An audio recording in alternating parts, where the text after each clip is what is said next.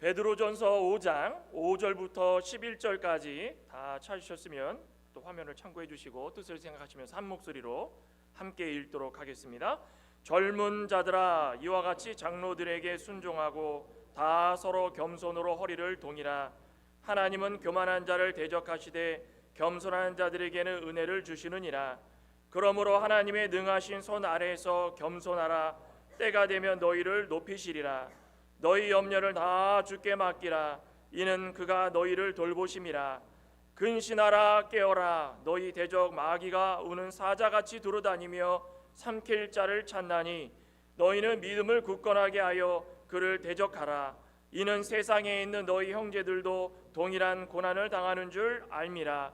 모든 은혜의 하나님 곧 그리스도 안에서 너희를 부르사 자기의 영원한 영광에 들어가게 하시니가 잠깐 고난을 당한 너희를 친히 온전하게 하시며 굳건하게 하시며 강하게 하시며 털을 견고하게 하시리라.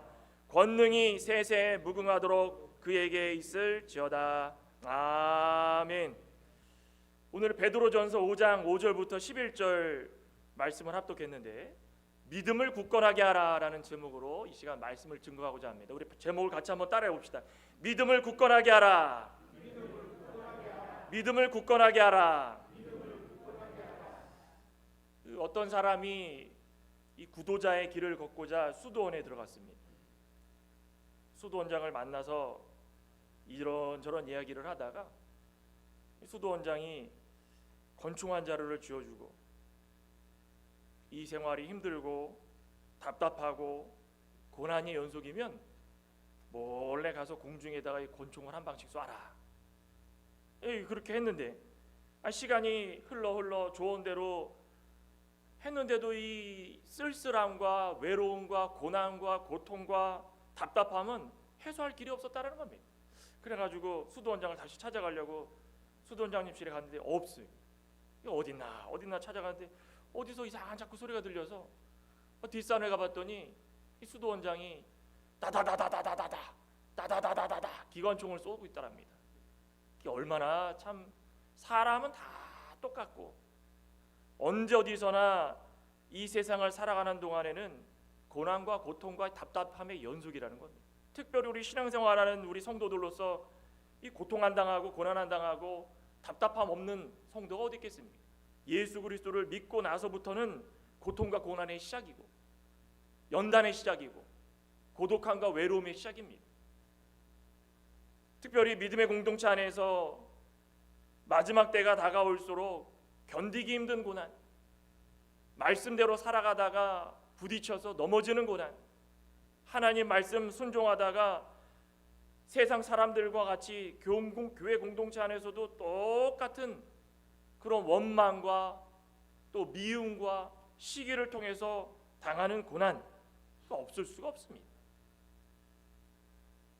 그런데 오늘 특별히 본문에 베드로 사도가 이 살아가는 그 초대 교회 당시에는 이러한 시험, 치욕, 간섭, 방해, 곤고, 고난, 고통, 수많은 믿음에 방해되는 요소들이 시, 분, 초를 다투면서 계속 일어났어요. 계속 끊이지 않았다는 겁니다. 그럴 때에 교회 공동체가 유지되면서 신앙을 지킬 수 있었던 것이 그 방법이 무엇이었는가? 다른 것이 아니라 그리스도의 구속의 복음 위에 각각 맡은 사명, 그거 잘 감당하고 그 감당하면서 하나님께서 주신 그 믿음을 어떻게 하면 굳건하게 할 수 있을까? 그거 붙들고 살아갔다는 것입니다. 믿음을 굳건하게 하는 것. 오늘을 살아가고 있는 저와 여러분들도 똑같은 모습으로 살지 않겠습니까? 초대교회나 이렇고 오늘을 살아가고 있는 우리들은 안 그렇다. 그게 아닙니다. 알게 모르게 신앙생활 가운데 믿음을 무너뜨리려고 하는 여러 세력들, 특별히 마귀의 세력들 들끓고 있습니다. 그거를 어떻게 이겨나가야 되는가? 각자 사명 감당하고 성도로서, 직분자로서 또 우리가 맡은 그 사명이 무엇인지를 곰곰이 생각해보고 그리고 나서 고난을 이겨내면서 어떻게 이겨냅니까? 믿음으로 이겨내면서 그리고 나서 하늘의 소망을 삼고 살아가는 것입니다. 오늘 이 사도 베드로가 특별히 이 믿음을 굳건하게 하는 방법이 무엇인가? 명령을 통하여서 우리에게 권면하고 있습니다. 첫째는 어떤 명령입니까? 겸손으로 허리를 동이라. 둘째는 염려를 주께 맡기라. 셋째는 근신하라 깨어라. 이 세 가지 명령합니다. 우리 첫째는 겸손으로 허리를 동이라. 이 지금 베드로가 지내고 있던 그 당시는 로마의 압제를 당하던 시기입니다. 로마가 얼마나 기독교를 박해하던지 아예 극도로 이 로마 병정들을 만나는 걸 꺼려하고, 또 기독교인들이 잡히기만 하면은 아예 그냥 사지를 찢을 정도로 굉장히 환난과 핍박이 심했던 그런 시기입니다. 이런 위기 상황 가운데에 믿음의 공동체를 형성하고 예수님을 믿고 믿음으로 살아가는 모든 사람들, 위기가 길어지면 길어질수록 그런 사람들이 어떻게 되겠습니까? 공동체가 와해되는 것은 불보듯 뻔한 일입니다. 살아가는데 위기가 길어지고 환난과 핍박이 길어지면서 몸 육체적으로 지치면 믿음의 공동체가 무슨 소용이 있겠습니까? 모여서 예배드리는 것보다 그걸 피해서 잠시 환난을 피해서 내가 편안하게 살 수 있으면 그것으로 만족하는 것입니다. 이 초대교회 당시에 수많은 믿음의 공동체가 있었지만 이런 일들로 인하여서 와해가 되는, 무너지는 공동체가 많았다라는 것입니다. 이때 사도 베드로가 이 공동체들을 위로해주고 또 닥쳐올 환난을 잘 극복할 수 있는 믿음의 공동체, 그런 공동체로 만들어라 권면해주고, 또 상호간에 위로가 서로 위로가 퍼져나가서 그 위로를 통하여서 서로를 순종하고 그 순종을 통하여서 서로 겸손하고, 이 사도 베드로가 권면하고 있는 것이 바로 이런 내용입니다. 고난이 오면은 믿음이 흔들리겠습니까? 흔들리지 않겠습니까? 당연히 흔들립니다. 고난이 오면 믿음이 흔들리고, 믿음이 흔들리면 누구의 지시, 누구의 권면 귀에 들어오지가 않습니다. 그 모든 반응, 이 사람이 나를 이렇게 권면하고 이 사람이 나를 이렇게 지도하는데 지금 이런 게 필요한 것이 아니라 환난을 피하는 것이 필요하구나. 그 공동체 안에 그런 이야기들이 퍼져나가면서 어느 누구의 지시도 받지 않으려고 하다 보면 질서가 무너지고, 순종이 사라지고 지시 받지 않으면은 서로가 다 머리 위에 서려고 해서 교만해지고, 이런 일들이 수없이 많이 일어날 수밖에 없다라는 것입니다. 오늘 본문 한번 볼까요? 5절, 젊은 자들아 이와 같이 장로들에게 순종하고 다 서로 겸손으로 허리를 동이라. 하나님은 교만한 자를 대적하시되 겸손한 자들에게는 은혜를 주시느니라. 그러므로 하나님의 능하신 손 아래에서 겸손하라. 때가 되면 너희를 높이시리라. 젊은 자들아, 젊은 자들은 누구를 가리키는 겁니까? 나이가 어린 사람도 어린 사람이고 교회 내에서 지도를 받아야 되는 믿음이 연륜이 적은 사람들, 그런 사람들을 말하는 것입니다. 오늘날로 이야기하면 이 직분이 없는 갓 온 그런 성도들. 또 장로들은 누구를 말하는 것입니까? 장로들은 나이가 있는 분들도 말하지만 믿음의 연륜이 있는 지도자의 위치에 있는 자들, 그러니 젊은 자들, 장로들, 그 공동체 안을 형성하고 있는 모든 자들을 말하고 있는 것입니다. 이때 중요한 게 무엇입니까? 젊은 사람들은 장로들에게 순종하고, 그 다음에 뭐라 그랬습니까? 서로 겸손으로 허리를 동이라. 서로 겸손으로 허리를 동이라. 허리를 동인다라는 것은 그 당시에 옷을 걸쳐 입으면은 허리에 춤에다가 끈을 쫙 묶는 겁니다. 흘러내리지 않도록, 또 펄럭거리지 않도록 그런 용도로 묶었지만, 겸손으로 허리를 동이라는 것은 어떤 뜻일까요? 하나님께서 우리를 이 땅에 보내주시고 하나님 말씀 믿도록 예수 그리스도를 우리의 구주로 믿고 하나의 공동체가 형성이 돼서 살아가면 마음과 태도와 감정과 습관과 몸가짐과 우리 공동체 안에서 일어날 수 있는 나 자신 안에서 바깥으로 뿜어져 나오는 모든 것들, 그런 것들을 하나하나 다 단속하고 집중하고 각성하도록 늘 자신을 허리를 묶듯이 단속하라는 것입니다. 단속하라. 이게 얼마나 우리 공동체 가운데 필요한 이야기겠습니까? 남에게 순종을 요구하기보다도 서로 겸손하려고 하고, 서로 겸손하다 보면 자신이 어느 정도의 믿음을 가지고 있는지 알게 되고, 또 알면 다시 순종하고 또 겸손하고. 자신이 겸손한지 아닌지 어떻게 알 수 있을까요? 우리 여기 앉아 계신 우리 창광의 건숙분들은 다 겸손하십니까? 오늘날 살아가고 있는 분들 가운데 겸손하라는 말을 하면은 되게 싫어합니다. 겸손은 왠지 지는 것 같고, 겸손은 왠지 남에게 뒤처지는 것 같고, 내가 나만 겸손하면은 내가 손해인 것 같은데, 겸손하고 있는지 아닌지 어떻게 알 수 있을까요? 우리 빌립보서 한번 찾아볼까요? 우리 빌립보서의 사도 바울이 빌립보 교회를 향하여서 예수 그리스도의 겸손을 배워라라고 이렇게 얘기했는데, 우리 빌립보서 2장 2절부터 한번 보겠습니다. 신약 319쪽 빌립보서 2장 2절. 마음을 같이하여 같은 사랑을 가지고 뜻을 합하며 한 마음을 품어 아무 일에든지 다툼이나 허용으로 하지 말고 오직 겸손한 마음으로 각각 자기보다 남을 낮게 여기고 각각 자기 일을 돌볼 뿐더러 또한 각각 다른 사람들의 일을 돌보아 나의 기쁨을 충만하게 하라. 너희 안에 이 마음을 품으라. 곧 그리스도 예수의 마음이니 그는 근본 하나님의 본체시나 하나님과 동등됨을 취할 것으로 여기지 아니하시고 오히려 자기를 비워 종의 형체를 가지사 사람들과 같이 되셨고 사람의 모양으로 나타나사 자기를 낮추시고 죽기까지 복종하셨으니 곧 십자가에 죽으심이라. 내가 겸손한지 아닌지 어떻게 알 수 있다고 했습니까? 첫째, 각각 자기보다 남을 낮게 여기랍니다.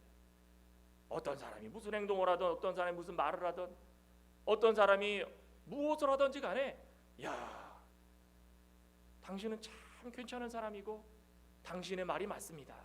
이 진리에 어긋나지 않는 한 상대방을 좀 낮게 여길 수 있는, 이 낮은 자세, 그것이 아니라 좋게 여길 수 있는, 옳게 여길 수 있는 그런 마음으로 사는 그런 사람이 겸손한 사람의 자세라는 것입니다. 겸손은 상대를 존중해 주는 겁니다. 상대를 존중할 때에 참 겸손이라는 것입니다. 존중하는 마음이 없으면 겸손이 나올 수가 없습니다. 늘 살아가는 동안에 말씀으로 무장하고 기도로 늘 하나님과 교통하며 산다고 하지만 이 육체의 부패성을 가지고 있는 사람이 대면하기 시작하면 상대를 존중하는 게 그렇게 쉽지가 않습니다. 내가 학벌이 높고 내가 출생 배경이 좋고 내가 재산이 많고 내가 건강하고 내가 가진 게 이렇게 많고 누구에 비교해도 모자랄 게 없는데 내가 왜 상대를 더 낮게 여기고 존중하고 인정하는, 그런 난 하기 싫다. 존중이 여기지 않으면 어떻게 됩니까? 나도 존중이 여긴 받지 못하는 것입니다. 겸손히 상대를 존중하지 못하면 내 마음에 벌써 존중하지 못하는 마음이 있기 때문에 상대방도 나를 존중하지 않는다라는 것입니다. 저와 여러분들은 각각 자기보다 남을 다 낮게 여기시기를 소망합니다. 둘째는 무엇입니까? 자기를 비워서 낮추는 겁니다. 낮추는 것. 자기를 비워서 낮추는 것. 아예 속을 empty, 비워버리는 겁니다. 아예 싹 다 비우는 겁니다. 뭘 비우겠습니까? 예수님 보십시오. 예수님은 높고 높은 보좌, 그 누구에게도 이거 하나님만 가지고 있는 특권입니다. 그걸 다 내려놓고, 하늘 보좌 내려놓고 이 땅 가운데 내려오셨습니다. 내려올 때 어떻게 하셨습니까? 하나님이 내려가라, 하나님의 원대한 계획과 섭리 가운데의 말씀을 100% 순종하고 자신을 비워서 종의 형체를 가지고 이 세상에 오셨다는 거예요. 종의 형체. 그리고 우리는 다 죄 가운데 죽을 수밖에 없는데 이 불쌍한 우리를 위해서 십자가상에 달려 죽으셔서 그 당시에 로마 가운데 제일 형편없고 최악의 형틀인 로마의 십자가 형벌에 자신을 맡겨서 다 죽기까지 순종하셨다는 것입니다.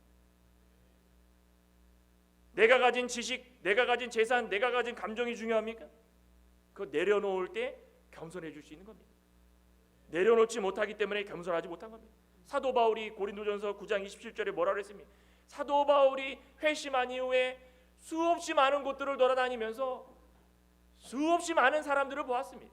이방인도 보고 유대인도 보고 로마 사람들 다 만나보고 다 만나봤지만 복음을 전하면서 사도 바울이 깨달은 것은 무엇이냐면 사도 바울이 버림을 당할까 봐 내가 너무 두렵다. 왜 버림을 당할까 봐 두려웠을까? 전도를 하다 보면은 사람들을 만납니다. 그 사람들이 이야기를 할 때마다 얼마나 자신을 무시하는지, 너가 얼마큼 율법을 알고 있는지 모르겠지만 나는 율법에는 이만하다, 이만큼 높이에 있다. 너가 뭐 예수를 만나가지고 과거에는 율법에 대해서 박사였고 그건 난 모르겠지만 현재 나는 이만큼 알고 있다. 너는 지금 가지고 있는 게 뭐냐? 허리는 이렇게 구부러지고 얼굴은 초췌해가지고 죽을 고비를 늘 넘어가면서 그렇게 불쌍하게 사는 거, 난 그렇게 못 살겠다. 만나고 대화 나눌 때마다 시시때때로 사도 바울의 마음속에 찌른 것입니다. 그때마다 사도 바울이 무슨 생각할까요? 올라오기 시작하면은 욱 하고 올라오면 내가 너희들 가말리엘이라고 아냐? 가말리엘. 내가 가말리엘 밑에서 율법을 배운 율법 학자다, 학자. 내가 히브리인 중에 히브리인이고 로마의 시민권 가지고 있는 사람이고 내가 너희들에 비교해서 못난 게 뭐가 있냐? 난 예수 그리스도를 믿어서 이렇게 된 것뿐이지. 자, 다 찻대고 포대고 다 해보자. 맞짱 떠보자. 이렇게 하는 겁니다. 얼마나 괴롭겠습니까? 그러면은 그 사람이 생각할 때 그래 좋다. 한번 붙어보자. 그 싸움 나는 겁니다. 사도 바울이 순간적으로 욱해가지고 자신의 모든 것들을 다 내뱉었으면 복음이 무슨 복음입니까? 하나님의 복음이 가리워지고 하나님의 말씀이 가리워지면 그때부터는 세상적인 게 나오게 되는 것이고, 그래서 사도 바울이 고린도전서 9장 27절에 뭐라 했습니까? 자신의 몸을 쳐서 복종시켜야 된다. 수없이 많은 사람들을 만나고 수없이 많은 대화를 나눠봤지만 나를 쳐서 복종시키지 않으면 대화가 안 되고 사람과의 관계가 형성이 안 되고 공동체 간의 문제가 많아지겠구나. 나를 먼저 쳐서 복종시키자. 쳐서 복종시킨다는 말이 무슨 말인지 아십니까? 권투 경기 그 링 위에 올라가가지고 권투 경기를 할 때에 상대방을 쓰러뜨리려는 목적으로 치죠. 같이 칩니다. 그러면 어떻게 쳐야 됩니까? 다운을 시켜야 되는 거예요. 쓰러뜨려야 되는 겁니다. 어떻게 해서든 내가 상대방을 쳐야 되겠다. 그게 쳐서 복종시키다라는 의미입니다. 그걸 누구에게 하라는 것입니까? 나에게 하라, 나에게. 상대방에게 하지 말고 나에게 하라는 것입니다. 나를 비우지 못하고 나를 낮추지 못하면 그 주먹이 상대방에게 가는 것입니다. 하지만 나를 낮추고 비워서 어떻게 해서든 내가 하나님 말씀이 빛을 가리지 않게 하고 하나님의 말씀이 모든 사람들에게 퍼지게 만들고 예수 그리스도의 겸손이 어떤 것인지를 알게 하고 예수님의 사랑이 어떤 것인지를 알게 하려면 그 주먹이 나를 향해서 나를 쳐서 복종시키라는 것입니다. 어떻게 해서든 상대방을 낮게 여기고 나를 낮출 수 있는 그런 모습으로 살아갈 때에 하나님께서 원하시는 참된 믿음의 사람으로 믿음을 굳건하게 할 수 있다는 것입니다. 또 한 가지는 오늘 빌립보서 2장에 읽었던 것처럼 여기 보면은 낮추고 복종하고 십자가의 죽으심이라 라고 했듯이 예수 그리스도의 철저한 순종을 기억하라는 것입니다. 겸손이 잘 안 되십니까? 순종이 잘 안 되십니까? 그것만 기억하십시오. 예수님이 나를 위해서 십자가상에 달려 죽으셨구나. 그거보다 더 중요한 진리가 어디 있습니까? 다른 거 생각할 필요 없습니다. 내가 화가 나고 고난이 있고 우리 공동체 안에 마음이 상하고 심령이 곤고해지고 다른 것이 무슨 필요가 있겠습니까? 예수님도 이 세상에서 30세의 공생애를 시작해서 3년 반 동안에 수없이 많은 사람들을 만나서 침뱉음 당하고 찔림 당하고 마지막에 비참하게 십자가상에서 죽으셨는데 나 같은 게 뭐라고 나의 감정을 드러내서 상대방을 쓰러뜨리려고 할까? 그거 하나만 생각하면 된다는 것입니다.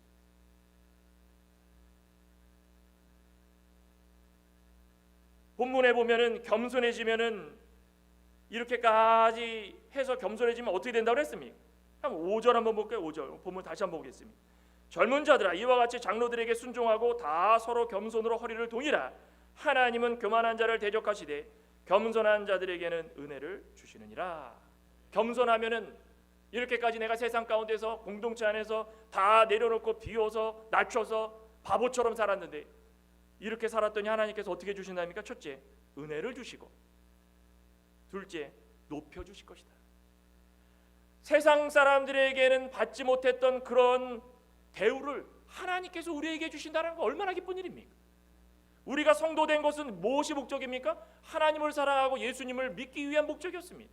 그런데 하나님께서 그걸 다 보시고 아셔서 그래, 너가 공동체 안에서 이렇게까지 하였구나, 잘하였다, 충성된 종아, 내가 너를 은혜를 주겠다, 높여주겠다.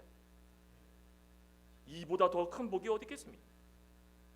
물은 낮은 곳에서 높은 곳으로 흐릅니까? 높은 곳에서 낮은 곳으로 흐릅니까? 생각해 보셔야 됩니까? 물은 낮은 곳에서 높은 곳으로 올라갑니까? 높은 곳에서 낮은 곳으로 갑니까? 이거 당연한 거 아니겠습니까? 낮아지면 낮아질수록 하늘에서 내려오는 복이 그만큼 많다라는 것입니다. 믿으십니까? 우리 그렇게 살아야 되는 것입니다. 저도 그렇고 여러분도 그렇고. 겸손이 왜 우리 자꾸 겸손하라 합니까? 겸손하기 싫습니다. 겸손하면 겸손할수록 은혜가 더 많고, 겸손하면 겸손할수록 높은 곳에서 하나님께서 다 내려보시면서 우리의 아픔 다 위로해 주시고, 사람이 위로해 주는 거 필요 없습니다. 하나님께서 위로해 줄 때 더 큰 위로를 받을 수 있다는 것입니다. 당장 겸손해서 무시당하는 거 그거 생각하지 마시기 바랍니다. 하나님께서 높여주실 때에 우리 공동체가 더 튼튼해집니다. 내가 한 명 희생해가지고 겸손해지면 우리 공동체가 튼튼해질 수 있다는 것입니다. 과거에 솔로몬 왕 기억하시죠? 솔로몬이 이제 모든 인생을 다 마무리하고 아들 르호보암에게 왕위를 물려줬습니다. 르호보암이 잘했으면은 그 통일국가 이스라엘 잘 이끌어가가지고 하나님의 복 받고 지금까지도 이스라엘이 저 모양 저 꼴로 살지 않았을 겁니다. 그런데 르호보암이 어떻게 했습니까? 이런 어려운 상황에서 내가 어떻게 해야 되는가? 나이가 많은 노인들한테 가서 자문했습니다. 어떻게 하면 좋을까요? 솔로몬이 이렇게 했으면 앞으로도 그 사람들을 달래고 어우러서 이 사람들이 어긋나지 않도록 잘 좀 해라. 젊은 사람들한테 가서 물어봤습니다. 어떻게 하면 좋겠냐? 그냥 매루 다스려라. 너가 지금 새끼손가락이 솔로몬의 허리보다 굵다. 아예 그냥 강력하게 다스려라. 그 말을 딱 들어보니 어느 게 더 좋습니까? 내 권위를 높여주려면 이 젊은 사람들의 말이 더 좋지 않겠습니까? 순간적으로 르호보암이 노인들의 자문을 버리고 젊은 사람들의 이 말을 딱 선택해서 교만해진 겁니다. 교만해졌더니 어떻게 됐습니까? 백성들은 하루가 멀다 않고 멍해를 지고 어떻게 할까 그냥 힘들게 살아가고 있는데 더 욱죄고 교만한 그 결과가 남과 북으로 나뉘어 가지고 영원히 갈라진 나라가 됐다. 비극적인 역사를 맞이했다는 것입니다. 아무리 유능하고 아무리 실력이 있어도 교만으로 하면 그 결과는 뻔한 것입니다. 하지만 겸손한 사람은 하나님께서 높여주시고 기위 쓰실 것입니다. 그러니 저와 여러분도 허리를 어떻게 동이라고 했습니까? 꽉 겸손으로 동여서 하나님께서 우리를 쓰시는 귀하고 신실한 성도로 살아가시기를 간절히 소망합니다. 또 한 가지는 염려를 주께 맡기라. 믿음을 굳건하게 하지 못하도록 방해하는 요소 가운데 염려. 오늘 7절 한번 볼까요? 너희 염려를 다 주께 맡기라. 이는 그가 너희를 돌보심이라. 염려는 그 당시에 뭐가 있었을까요? 이 박해하는 로마 군병들에 의한 그 고난, 고통, 또 내면에는 먹고 사는 걱정, 그죠? 그런 고민, 앞으로 우리 2세들이 이 고통 로마의 압자에서 벗어나서 자유롭게 살 수 있는 게 어떤 것일까? 그 고민으로 인해서 마음이 나뉘어졌습니다. 그 염려는 한마디로 무엇입니까? 스트레스입니다. 스트레스는 만병의 원인이라고 그랬죠? 모든 병의 원인. 우리 어떤 이 인터널 메디슨, 내과 질환, 내과 전문의가 이야기를 하는데 내과를 찾아오는 환자들의 70%가 다 스트레스 때문입니다. 스트레스. 고혈압, 심장병, 두통, 소화불량, 면역력 저하, 불안장애, 우울, 불면증, 집중력 저하, 분노, 좌절감. 이 중에 한 가지 갖고 계신 분 계십니까? 속으로 한번 쫙 생각해 보시고, 내가 집안에 살면서 참 불면증에 시달렸는데, 내가 늘 살아가면서 늘 불안해서 이것 때문에 힘들었는데, 70%가 다 스트레스. 근데 우리 여기 믿음의 공동체 안에서도 일어나는 모든 걸림돌이 그 스트레스. 이 염려 때문에 공동체 안에서 하나님 말씀을 순종하고 지키려고 하는 게 늘 방해가 되고 걸림돌이 있다는 것입니다. 오늘 본문도 그랬지만은 마태복음 6장에도 오늘 장로님 기도 시간에도 기도해 주셨지만 오늘 염려 때문에 하나님께서 예수 그리스도를 통해서 뭐라고 그랬습니까? 염려를 할 수 없는 우리는 인생이다라고 했습니까? 뭐라 그랬습니까? 우리가 한번 태어나서 죽을 때까지 염려는 당연히 하지 않을 수 있다고 했습니까? 염려는 다 할 수밖에 없습니다. 육체의 부패성을 가지고 있는 사람이라면 염려를 안 할 수가 없다라는 것입니다. 그러니 말씀할 때 뭐라 그랬습니까? 염려를 주께 맡기라. 염려를 하기 때문에 맡기라는 것입니다. 염려를 내어 버리라. 염려를 하기 때문에 그런 것입니다. 염려를 안 할 수가 없다. 안 할 수 없다. 아니 그럼 이 염려, 이 스트레스 이거 어떻게 고통받는데 이거 어떻게 해야 되겠습니까? 염려 이것 때문에 짜증이 나고 주께 맡기는 게 방법입니다. 맡기다라는 게 어떤 말이겠습니까? 던지는 겁니다. 아까도 우리 권투 얘기했지만 권투 경기를 시합을 하다가 상대방이 너무 심하게 때려가지고 막 다운되기 일부 직전입니다. 그러면은 코치가 어떻게 합니까? 이거 안 되겠다. 하얀색 수건을 링 위로 던지는 겁니다. 그럼 어떻게 됩니까? 경기가 그칩니다. 그럼 그 이후부터는 안 맞아도 되는 겁니다. 이 던지다라는 말은 그 말입니다. 염려를 주께 맡기라. 그러면 우리가 살아가는 동안에 염려, 스트레스가 온갖 스트레스, 심장병, 두통, 소화불량, 면역력 저하, 불안장애, 우울, 불면증, 집중력 저하, 분노, 좌절감 등등등등 이걸로 인하여 가지고 병원을 오며 가며 너무 고생하고 있는데 맡기는 겁니다. 하얀색 수건을 던지는 겁니다. 누구에게 던집니까? 하나님께 던지는 겁니다. 하나님께 던지면 하나님께서 모든 것들을 다 중단시켜 주시는 것입니다. 믿으십니까? 우리가 맡기지 못할까요? 왜? 수없이 수년간 신앙생활을 하면서 스트레스를 받고 가정의 스트레스, 직장의 스트레스, 일터에서 모든 사람과의 스트레스 그걸로 인해서 불안해지고 장애가 있고 혼자 힘으로 살아가는 동안에 이러한 일들이 수없이 많이 일어나고 있다. 근데 왜 맡기지 못할까요? 왜 맡기지 못할까요? 한번 생각해 보시기 바랍니다. 믿음이 없어서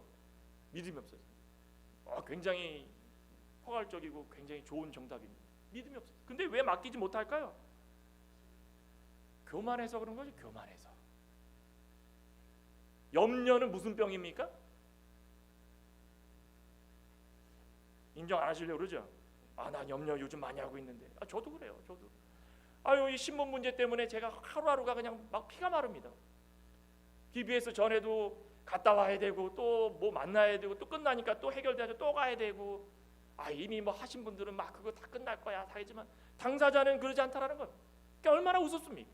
그러니까 사람은 이렇게 연약한 겁니다. 목사라고 해도 염려하면은 늘 그 참 못 이루고 어제 또 변호사랑 지난 금요일에 통화했더니 이게 종교 비자가 안 나오니까 이거 어떡합니까? 그러면은 지금 이 H1B 비자 들어간 거 그거 좀 빨리 진행을 할 수 있도록 또 우리 집사람하고 막내 아들 거 빨리 놓쳐. 이 변호사도 불안한 겁니다. 그런 얘기를 들으면 또 저는 이거 또 안 나면 어떡할까? 이게 사람입니다. 맡기지 못하는 것은 무슨 병입니까? 또 인정 안 하시네. 맡기지 못하는 것은 무슨 병입니까? 교만병이. 따라해 봅시다. 맡기지 못하는 것은 교만병이다. 염려는 교만병이다. 스트레스는 교만병이다. 하나님이 해결해 주실 것인데 하나님께 맡기지 못한다는 건 나 스스로 해결하려고 그러는 거야. 스스로. 하나님께 맡기라는 건 무엇입니까? 우리 누가복음 18장에 보면은 그 가난한 과부, 억울함이 처해있는 과부가 재판장에게 언제 어떻게 찾아갔습니까? 밤낮 찾아. 밤낮 재판장에게 가서 밤낮 찾아가가지고 내 원한 좀 풀어달라고. 하나님께 맡기는 것은 그겁니다. 내가 염려가 있고 스트레스가 있으면 하나님께 기도하면서 눈을 감고 세상 사람들과 대화 나누면서 해결하려고 하지 마시기 바랍니다. 커피 한 잔 마시면서 내 얘기 좀 들어줘. 좋습니다. 하지만 근본적인 것은 하나님께 맡기는 것은 하나님과 기도로 대화하고 말씀을 읽어서 하나님께 전적으로 내가 가지고 있는 것을 맡길 때에 그 염려가 해결될 수 있다는 것입니다. 우리는 병원에 들락날락거리면서 의사가 다 해결할 줄 믿죠. 당연히 외과적인 질환, 내과적인 질환을 의사가 해결해 주죠. 하지만 영적인 질환, 하나님께 맡기지 못한 것은 하나님께서 해결해 주시기 때문에 하나님께 맡기는 그런 믿음이 굳건한 자들이 되시기를 소망합니다. 이게 참 중요한 것 같습니다. 맡길 때에 우리는 무엇 할 수 있습니까? 하나님의 나라와 의를 구할 수 있다는 것입니다. 맡기지 못해서 염려가 있고 스트레스가 있는데 이 짐이 무거운데 무슨 하나님의 나라와 의를 구하겠습니까? 내 하루 살 길이 너무 멀고 험하고 고통스럽고 하루의 양식이 중요하고, 시편 55편 22절에 봤더니 뭐라 그랬습니까? 내 짐을 여호와께 맡기라. 한번 따라해 봅시다. 내 짐을 여호와께 맡기라. 맡기면 하나님이 책임져 주십니다. 책임져 주십니다. 그러면서 결론적으로 근신하라 깨어라 그러죠. 이 믿음을 굳건하게 하고 살아가는 마지막 방법이 근신하라 깨어라입니다. 우리 본문 8절 9절을 보면 근신하라 깨어라 너희 대적 마귀가 우는 사자같이 두루다니며 삼킬 자를 찾나니 너희는 믿음을 굳건하게 하여 그를 대적하라. 이는 세상에 있는 너희 형제들도 동일한 고난을 당하는 줄을 알미라. 똑같은 고난을 세상 사람들도 당하는데 왜 우리만 당하냐고. 근신할 줄 몰라서. 근신이 무엇입니까? 맑은 정신으로 올바른 판단을 좀 하라는 것입니다. 성경을 토대로 영적으로 하나님께서 원하시는 것이 무엇인지를 깨달으라는 것입니다. 깨어라. 눈을 떠서 경각심을 가지라. 경각심. 늘 기도하는지 아닌지, 말씀을 읽는 건지 아닌지, 믿음을 순종하는 건지 아닌지, 이것도 아니고 저것도 아니고 중간에 어설프게 서가지고 그러지 말라는 것입니다. 믿을 거면 확실하게 믿고, 하나님께 맡길 일 확실하게 맡기고, 깨어있으면 확실하게 깨어있고, 그러지 않으면 마귀가 그냥 우는 사자처럼 옆에서 우르렁 대고 다니는데 이것도 아니고 저것도 아니고 믿는 척, 맡긴 척, 염려 없는 척 하다가 그냥 마귀가 그냥 확 낚아채면 어떻게 됩니까? 예수님이 우리를 지켜주시고 복 주신다 그랬는데 내가 예수를 몇 년을 믿었는데 아유 못 믿겠다. 공동체 안에서 그런 자들이 일어나면 무너지게 되는 것입니다. 에베소서 4장 18절에도 한번 이것만 읽고 마칠게요. 에베소서 4장 18절. 에베소서 신약성경 314쪽 에베소서 4장 18절. 이거 뭐라 되어 있습니까? 그들의 총명이 어두워지고 그들 가운데 있는 무지함과 그들의 마음이 굳어짐으로 말미암아 하나님의 생명이 떠났다. 우리가 왜 중간에서 우두커니 서 있고 하나님께서 우리에게 원하시는 것이 무엇인지를 깨닫지 못하고 늘 깨어있지 못하고 어두워진 그 컴컴한 데서 기웃기웃거리면서 세상 가운데 나에게 줄 수 있는 복이 무엇일까? 어두운 가운데서 기웃기웃거리니까 깨어있지 못한다라는 것입니다. 밝은 빛 가운데 하나님이 생명이기 때문에 생명 가운데 오면 하나님이 모든 완고한 마음들을 다 부드럽게 만들어주시고 하나님께서 원하시는 그 길을 걸어나가는 것입니다. 그러면은 우리 10절의 복이 뭐라고 그랬는지 한번 우리 본문 10절 11절 함께 읽고 한번 마치도록 하겠습니다. 우리 본문 10절 11절 함께 읽겠습니다.